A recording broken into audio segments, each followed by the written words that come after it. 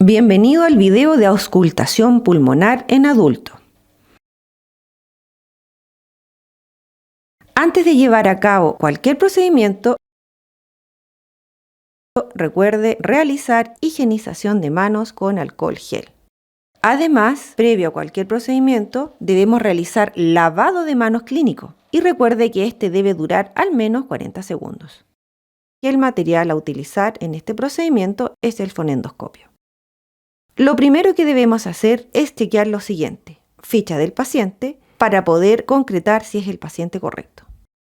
Pida al paciente que esté en sedente en camilla con apoyo de piernas en escabel. Descubre el tórax del paciente completamente.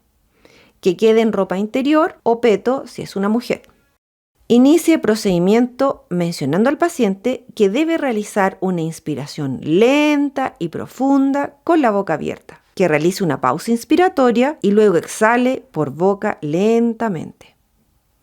Mencione al paciente que si siente mareo durante el procedimiento, que lo diga inmediatamente para darle un breve reposo, ya que es muy frecuente que esto ocurra. Recuerde auscultar metódicamente el tórax en sus caras posterior, anterior y laterales, incluyendo el hueco axilar, en lugares homólogos de ambos lados, lo que hace posible una comparación inmediata. Comience con la auscultación de la cara anterior del tórax. Realice auscultación de arriba hacia abajo. Vaya comparando las diferentes zonas pulmonares durante la auscultación.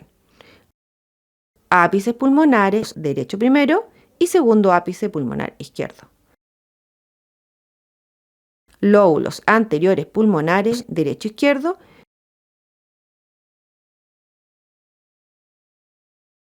Y lobo medio derecho y zona axilar.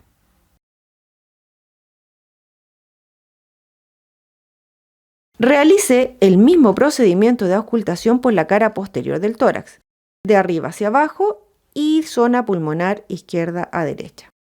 Ausculte zona interescapular derecha-izquierda.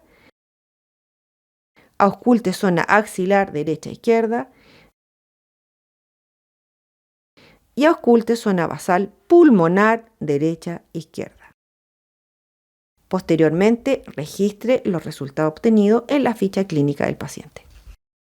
Importante es informar al paciente los resultados obtenidos en la evaluación. En este caso, los parámetros del paciente son normales. Luego, despedirse y agradecer su paciencia. Y finalice con el lavado clínico de manos.